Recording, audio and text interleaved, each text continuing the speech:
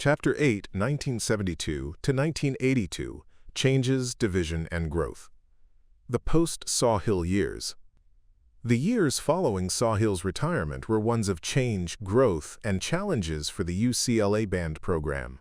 The UCLA music department faced challenges in the late 1970s as well, as it sought to handle budget shortages and the retirements of esteemed faculty members such as Clarence Sawhill, Melly Mehta, and Jan Popper. In 1972, Kelly James became director of the marching band, as the university hired Robert A. Winslow as director of bands. Winslow, who received his B.A. in music from UCLA, had previously served as the director of bands at Boston University. Winslow focused on maintaining the reputation Sawhill had built for the band during his tenure, stating, "The UCLA band has a band program that has an outstanding reputation throughout the United States. The challenge to maintain this is tremendous. We have an open mind on the future." In 1974, Kenneth Snapp replaced Winslow, who had accepted a position at North Texas State University. The following year, James Westbrook was hired as wind ensemble director and co-director of bands alongside Kelly James. Women joined the band in 1972. Though the band did not officially admit women until 1972, women nonetheless played a significant role in its history and growth. Two women performed in Philip Wernett's jazz band in 1920, contributing to the formation of the Southern Branch's first organized musical ensemble. In the 1920s and 1930s, women formed their own separate groups on campus, such as the Women's Jazz Band and Women's Pep Band. However, by the late 1930s, women had started expressing their desire to join the marching band, which was an all-male group. For instance, in February 1938, a female student wrote a letter to the Daily Bruin inquiring, "Isn't there somewhere a clause about sex discrimination? For years I have treasured my best friend, my trumpet. Everywhere I would go, my trumpet would go. With high ambitions in my heart and with my dear instrument in my arms, I trudged up to band headquarters. There I was, due to receive the shock of my life. I was turned from the door with a hard, 'Don't you know, we don't take girls in the band. Get out.' In my extreme misery, I am penning this complaint to you." In 1941, majorettes were featured for the first time, which provided women one of their first opportunities to perform with the band. After the United States entered World War II in December 1941, director Leroy Allen also invited women to march with the band for the first time in order to bolster membership, which allowed the organization to continue to perform at football games in the Coliseum. During this period, women also performed in the concert band. Women continued to participate in the marching band through the post-war years, until they were once again excluded in 1952, although women still performed with the concert band and the marching band occasionally featured majorettes. Though male exclusivity in the marching band did not officially end until the 1970s, John Hayes explained how the 1961 trip to Europe encouraged women to join the band. Hayes noted, "Sawhill really wanted to take a good wind ensemble-type organization to Europe, and at that time the marching band didn't march double reeds or anything, or tried not to march clarinets, and so we would never have the right makeup for a wind ensemble." Obviously, a lot of his better players in the wind ensemble were women. Although women were included on the European tour, Hayes pointed out that they did not march with the band during its routines. "We marched 60 for the marching part of the trip. The women at this point in time wouldn't march." Although in years past the band's exclusion of women had not been a contentious issue, opinions shifted in the late 1960s and early 1970s, due in part to the women's liberation movement and passage of Title IX. Kelly James' decision to take female flute players from the wind ensemble on trips with the varsity band, yet barring them from joining the marching band, also fueled the controversy. According to John Hayes, this led to women more closely scrutinizing their exclusion from the marching band.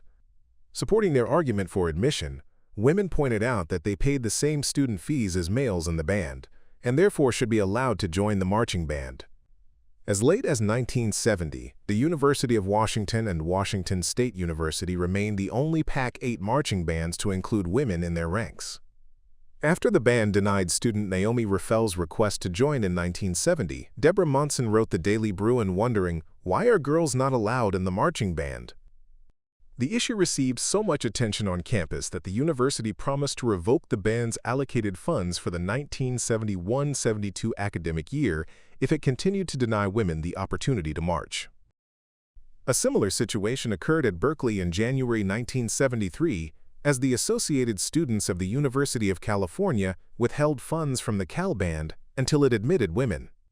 In the spring of 1972, the marching band permanently admitted women. The change in policy stemmed from student Kerry Card's decision to deliver a letter to Steve Halpern, chairman of the University Policies Commission. The letter, addressed to Card and written by Kelly James, stated that Card could not join the varsity band because it was open to male students only. After receiving the letter, Halpern threatened to withhold the band's entire budget of $45,000 unless it admitted women. In turn, Halpern's warning led to the music department's declaration in May 1972 that all qualified students, regardless of sex, shall be admitted to the various performance organizations in the band program, including the varsity band, the marching band, the symphonic wind ensemble, and the symphonic band.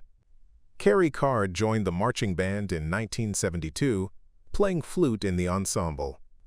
Steve Ainsworth of the Daily Bruin explained that the Solid Gold Sound welcomed at least 7 women in 1972. Michelle Andrew, a third-year saxophone player, found the band's newly co-ed atmosphere to be friendly and welcoming. The men have had more of a helpful attitude than a critical one.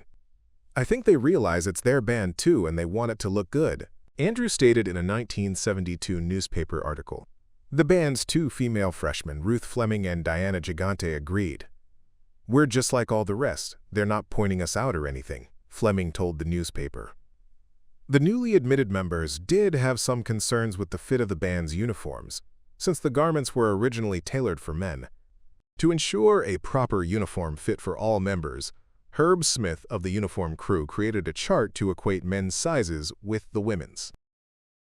Band alumnus Steve Stroud noticed that the size of the band grew dramatically after women were allowed to join and believed that having a larger band ultimately improved its sound. "I think we took 6 or 7 buses at that time. The band had grown huge after the passage of Title IX. The band was all male in my 1971 season. But in the 1972 and 73 seasons, it was co-ed. And so it was a whole lot more interesting. The band was bigger, it could make bigger sounds. We could write drill and score things for a huge band, which of course was much more impressive. There were articles written in the MENC magazine, the National Association for Music Education, I should say, about the growth of the college marching band. Half the population had been kept out of the Big Ten and the Pac-8 marching bands. 1970s funding issues. The 1970s brought a number of funding and budgetary issues to the band. In 1971, as the university conducted the first review of its kind of all campus organizations receiving funding from students' registration fees, the budgets of campus organizations such as the band received more scrutiny than ever. In April 1971, a task force from the Office of Academic Services recommended the band independently raise $10,000 for the 1971-72 year and strive to be a self-supporting organization by 1973 so that the university could reallocate registration fees to financial aid. As the Daily Bruin noted, many of the programs received substantially less than what they had requested, leading to a great deal of bitterness. The fact that UCLA enrollment declined in 1971 exacerbated this problem. Though the band requested $54,419 for the 1970-71 academic year, the task force recommended the band receive $45,000 and eliminate out-of-state trips, uniform expenses, and banquet budgets. Additionally, the appropriation of these funds was contingent on the band increasing recruitment of minority students and the admission of women. Stephen Halpern, ASUC President, 1972-73, and Chair of the Registration Fee Committee, explained, "As Chair of the Registration Fee Committee for 2 years, we established precedent by reviewing all departments receiving student registration fees. Prior to my becoming chair, the committee dealt only with prioritizing student registration fee capital outlay expenditures. On my own initiative, I wrote a letter to all departments receiving student registration fees and requested that they appear before the committee to justify their expenditures and to submit their requests for the following year. Since the athletic department received registration fees, it received one of these letters. J.D. Morgan called Chuck Young, who summoned me to his office immediately. Although having the feeling of being called in to see the principal, we discussed my letter at length, and he agreed to the process. Some administrators were hostile. The UCLA band director did not understand why we took issue with the fact that a student registration fee-funded entity doesn't allow women to participate. Free, bare meat, 1972. The band and rally committee were the targets of a Trojan prank at the 1972 USC game at the Coliseum. USC students sabotaged UCLA card stunts by mixing up the rally committee's instruction cards and repeatedly unplugging the PA system used by the rally committee to communicate directions to the students performing card stunts. As UCLA started its second tune of the show, which featured the dance department, twirlers Skip Beatty, and the Spirit Squad, USC students began to roll a massive papier-mâché Trojan head onto the field. While band members and staff attempted to remove the students and prop from the field, 2 USC students briefly walked onto the field with a paper sign reading, "Free, bare meat," before returning to the sideline. Following the sign's stunt, thousands of spectators swarmed the field as the chaos in the Coliseum continued to escalate. Associate Director of Bands Kelly James was trampled in the fracas. Meanwhile, the band remained unfazed by the incident as it continued to perform its show, despite a brawl erupting among the crowd on the field. As the band marched off the field after concluding its show, the crowd slowly dissipated. New uniforms for a day. In 1973, Dr. Winslow received funding for a new uniform for the band. In an effort to present a new hip and cool LA image, he selected a gold-colored blazer with a black turtleneck sweater and black pants for the brass and woodwinds, while the percussion were dressed in all black. The order for the uniforms was submitted too late for them to be available before the season began, so the only game they were worn was at the UCLA versus USC game, which was the last game of the season. The uniforms were in stark contrast to the ones worn during the Sawhill era and were panned by both the audience and the members of the band. Following that game, these uniforms found their way to a dumpster and were never seen again. The band went back to its previous uniform, and it was used until a new uniform was designed for the 1977 season. 4 members of the band, trombonists Alex Isles, Paul DeWeese, Paul Natsky, and saxophonist Frank Silva, found the gold blazers stashed in a storage room and made them the uniform for their jazz combo Electric Mustard. 2 of that group's recordings are included in the 1983 UCLA Bruin marching band record album, Tau Beta Sigma. In 1973, band members petitioned the national headquarters of Tau Beta Sigma, the National Honorary Band Service Sorority, with the intent to form their own chapter at UCLA. On June 2, 1973, their petition was granted as the Epsilon Kappa chapter was installed. Its charter members were Carrie Card, Rita Jensen, Jean Lake, Cynthia Morse, and Gail von Misener. Dr. Maureen Hooper served as the chapter's faculty advisor, and the Sigma chapter of Arizona State University was Epsilon Kappa's big sister chapter. Later, Assistant Director Jennifer Judkins served as the chapter's sponsor, and the chapter worked closely with the Psi chapter of Kappa Kappa Psi. UCLA band growth in the 1970s. The band welcomed Brian Goforth as its assistant director from 1977 to 1980. By 1978, the band had grown to over 250 members. Although Coach Wooden retired in 1975, the varsity band continued to have a substantial number of members as well, totaling 150 in 1977. On the field, the band continued to perform picture shows, which featured sets forming recognizable images instead of abstract shapes. 1975 UCLA versus Kentucky at the NCAA Basketball Tournament Finals. On their way to a 10th NCAA Basketball Championship, number 1 UCLA faced number 2 Kentucky in the final game. UCLA had squeaked past Louisville in the semifinal game with a 75-74 overtime win, while Kentucky blew out Syracuse 95-79. Gordon Henderson was a member of the Kentucky pep band that day as a trumpet player, while Jennifer Judkins played drum set in the UCLA band.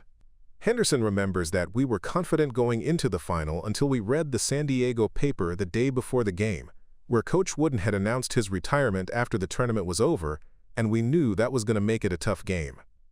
Henderson was impressed that the UCLA band was seated right on the floor while the Kentucky band was up in the rafters. Kentucky made a strong run in the second half but ended up falling to UCLA 92-85. 1976 Rose Bowl, UCLA vs. Ohio State. UCLA's 1976 appearance in the Rose Bowl came against an undefeated and top-ranked Ohio State Buckeyes team led by running back Archie Griffin, who had won the Heisman Trophy twice. Ohio State offensively dominated the first half, allowing the number 11 Bruins to have the ball for a mere 4 minutes.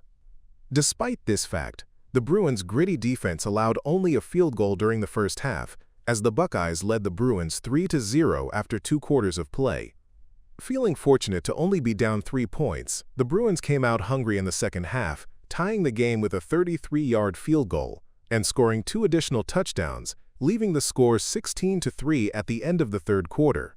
Both the Buckeyes and Bruins tacked on another touchdown in the fourth quarter, and the Bruins spoiled the Buckeyes' hopes of winning a national championship by winning their second Rose Bowl game 23-10. Prior to performing at the Rose Parade and Rose Bowl game, the band had scheduled performances at Busch Gardens in Van Nuys, Universal Studios, Magic Mountain, and Disneyland. The band also had rehearsals leading up to January 1st and stayed on campus in the dorms for the duration of the week. Band members received $30 per diem for the week, but only had to buy 2 meals, which left approximately $25 to spend freely. Ladies and gentlemen, it's the return of the solid gold sound, the UCLA band, under the directorship of Kelly James, with drum major Kim Burdick and golden girl Janet Hillis.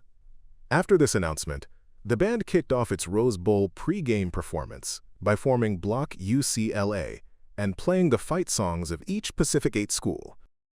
Following Block UCLA, the band formed the UCLA Script and welcomed the UCLA Men's Glee Club to sing "Hail to the Hills of Westwood." The band, Glee Club, and madrigal singers then joined Kate Smith as she sang "God Bless America," which was followed by the national anthem, also sung by Kate Smith.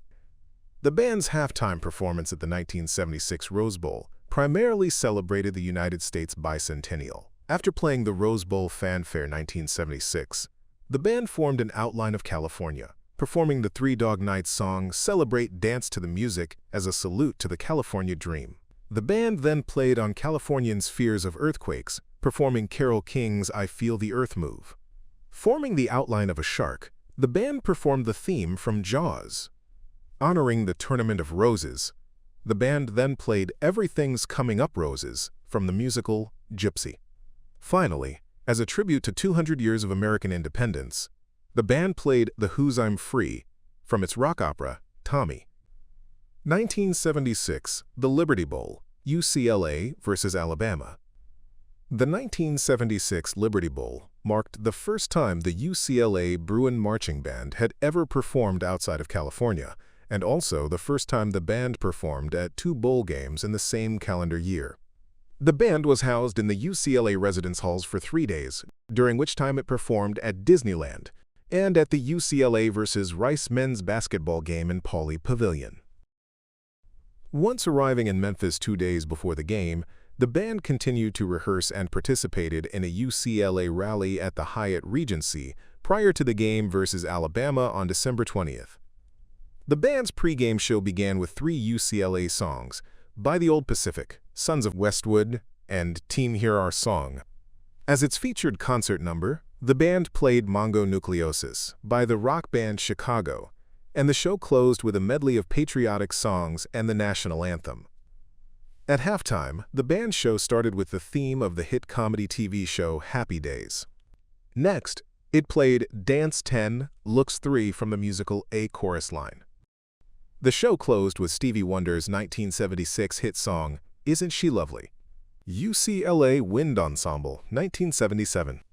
In the spring of 1977, the Wind Ensemble, directed by James Westbrook, dedicated its concert to Clarence Sawhill. The concert, which featured Sawhill as a guest conductor on 2 pieces, reinforced Sawhill's enduring impact on the band program.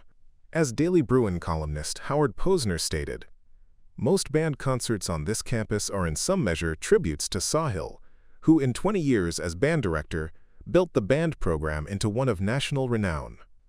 1978, the Fiesta Bowl, UCLA versus Arkansas.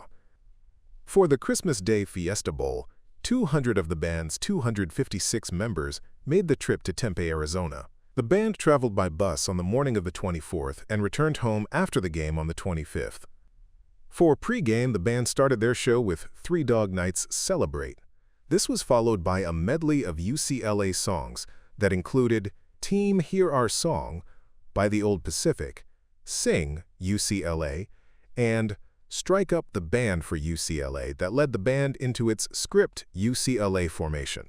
After playing the alma mater, Hail to the Hills of Westwood, the band played Sons of Westwood, and then Donna Summer's hit song Last Dance.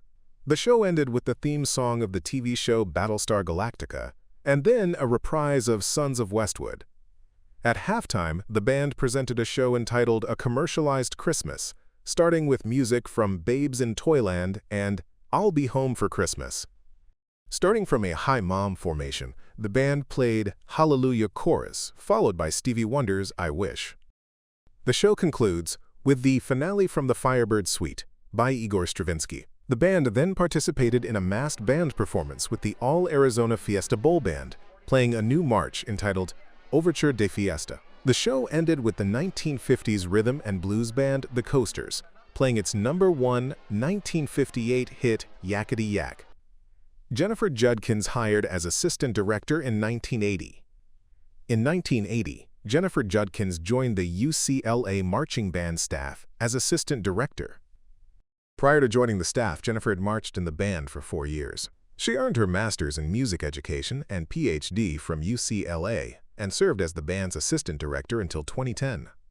Dr. Judkins was an adjunct professor of performance practice and bibliography for performers at UCLA, where she taught music bibliography for performers, percussion techniques, and served as the faculty graduate advisor. Her research encompassed arts education and aesthetics. Dr. Judkins retired from UCLA in June 2018. 1980 Wind Ensemble recording released The Band Plays on Dan Fogelberg's The Innocent Age. In 1979 and 1980, the UCLA Wind Ensemble, under the direction of James Westbrook, recorded 2 albums on the Varese Sarabande label. The first recording session consisted of the ensemble performing works composed by Roy Harris. When the Wind Ensemble returned to the recording studio in 1980, it recorded a series of Percy Grainger compositions entitled Faroe Island, the Music of Percy Grainger. The release included Lincolnshire Posy, Duke of Marlborough Fanfare, Colonial Song, Shepherd's Hay, Faroe Island Dance, Molly on the Shore, Irish Tune from County Derry, and The Sussex Mummers' Christmas Carol. Billboard magazine praised the performances, stating, Westbrook's group has perfected each piece and plays with a real sense of devotion to the music, including Lincolnshire Posy, Grainger's magnum opus for band, and several of his best-known shorter pieces. In 1981, the marching band recorded Sousa's Washington Post March, which can be heard at the end of the track Leader of the Band on Dan Fogelberg's album The Innocent Age. Kelly James falls ill. On October 25, 1980, while the band was in Berkeley, Kelly James suffered a stroke and remained hospitalized the following year due to related illness. In the months following James's absence, music education faculty member Gerald Anderson, assistant director Jennifer Judkins, and the student staff were essential in ensuring the continuous operation of the band. James passed away on September 29, 1981 at the age of 53. Art Kaufman, a former manager of the UCLA marching band, remembered the enduring impact that James made on his life. Kelly taught me to arrange music. And to me, that's the greatest gift anyone could give. Assistant band director Jennifer Judkins especially emphasized Kelly's personable nature. Even when the band grew to over 300 people, Kelly always knew everyone's name and major. Gerald Anderson, who succeeded James for the remainder of the season, dedicated the season to James. James's legacy lives on at UCLA. He issued over 1,000 musical manuscripts and arrangements, giving the band its trademark namesake, the solid gold sound, and distinctive musical style. The Coliseum held a moment of silence for James at the Colorado game on October 2nd. Following Kelly James's death in 1981, UCLA music faculty members Don Weiss and Maureen Hooper wrote the following tribute. F. Kelly James came to the UCLA Department of Music in 1959 as the Associate Director of Bands under the late Clarence Sawhill. For the last 10 years, he was director of the UCLA Marching and Varsity Bands. Born in Miami, Florida in 1927, he spent most of his childhood years in San Bernardino, California. He was a graduate of University of California, earning his Bachelor of Arts degree at Berkeley and his Master of Arts degree at UCLA. He served in World War II, being commissioned from a field soldier to a division band officer. Throughout his years at UCLA, Kelly, as he was affectionately called by colleagues and students alike, gave his energy and devotion to building one of the most outstanding band programs in the country. His marching bands and varsity bands were admired by students and alumni for their ability to catch the spirit and excitement of the moment. The precision and musicality of his performances were cheered by the public community and emulated by members of his profession. His musical contribution to the university, however, went beyond his own groups, first as a teacher of music, and secondly as a fine arranger. He was often involved in arranging for choral groups, in musical supervision of productions for the Department of Theater Arts, and in the direction of the campus-sponsored Spring Sing. Considered to be one of nation's leading authorities on the marching band, Kelly James did much to shape the direction of marching bands over the past decades. He was in demand as adjudicator, clinician, and guest conductor. These activities took him to Europe, Canada, Mexico, and to countless high schools and colleges throughout the country. In recent years, he served as marching band consultant to both Disney Corporation and McDonald's Corporation. His excellence as a musician, his creative energy, and his astute sense of the sound and look of the band were highly respected by all with whom he came in contact. Perhaps the greatest contribution made by Kelly James was his arrangements for band. A member of ASCAP, Kelly had over 1,000 arrangements, publications, and manuscripts to his credit. His best-known arrangements, Sons of Westwood and the UCLA alma mater, will continue to echo through the Los Angeles Coliseum and Pauley Pavilion for many years to come. His skill as a teacher of band scoring and arranging ensures that his knowledge of this craft will continue on in the profession.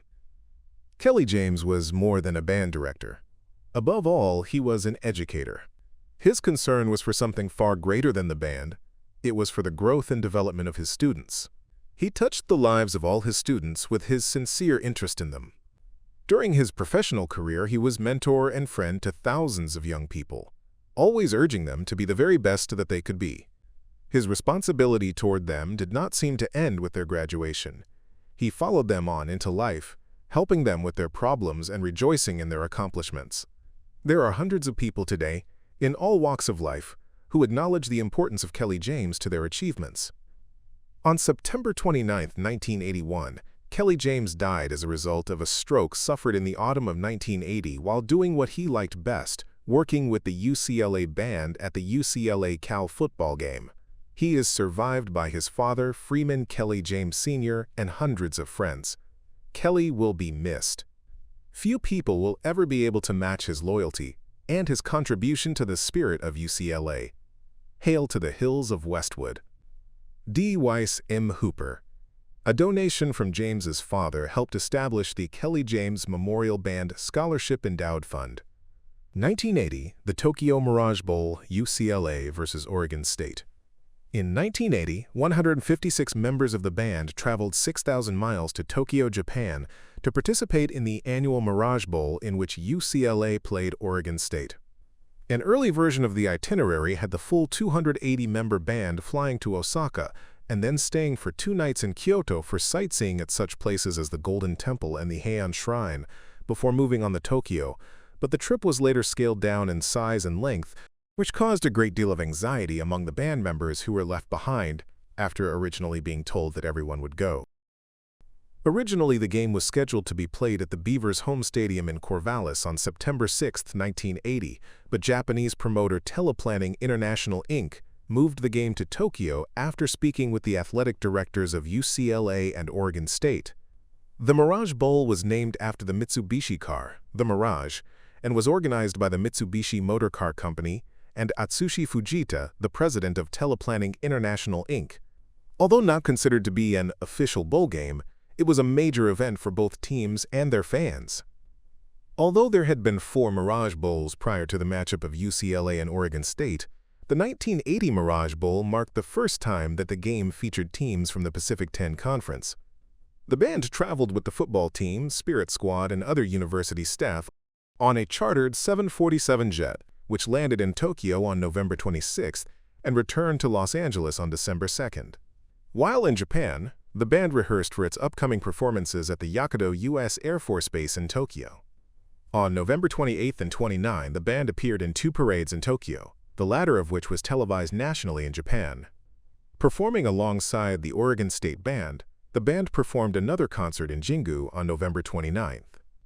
During this concert, the band was introduced to a song that had garnered popularity in Japan, entitled UCLA Feeling.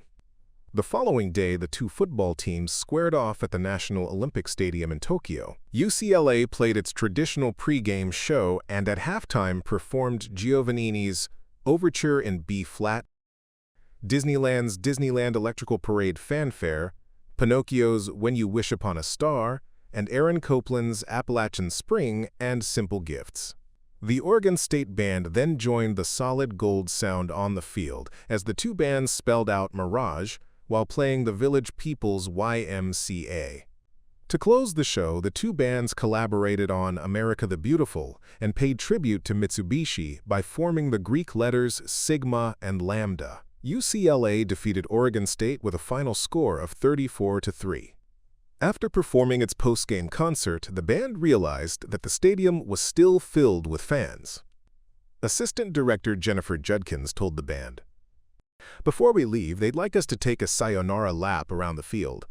Band member Ricky Whitt described the ensuing frenzy, stating, "As soon as the fans saw what we were doing, the 20,000 which had mobbed down to the first few rows during the post-game show leaned over the railings as far as they could, hoping to get a chance to shake our hands. It was unbelievable. They screamed and yelled and threw us gifts. One lady passed down a Bible for a band member to autograph. We had to touch every one of them and received really disappointed looks if we skipped anybody. Their enthusiasm was completely overwhelming. They came down to the buses. They all wanted their pictures taken with the band. It didn't matter who you were. If you were wearing a uniform, you were fair game. We gave away about a ton of buttons, jackets, and t-shirts as souvenirs, and we all loved every minute of it. Memories of our trip will stay with us the rest of our lives." Before flying back to Los Angeles, the combined UCLA travel group visited the Amida Buddha of Kamakura for one last glimpse of Asia. 1981, the Blue Bonnet Bowl, UCLA versus Michigan. The band began rehearsals on campus on December 26th, performed at Disneyland on December 28th, and at doubleheader basketball games on campus on December 29th.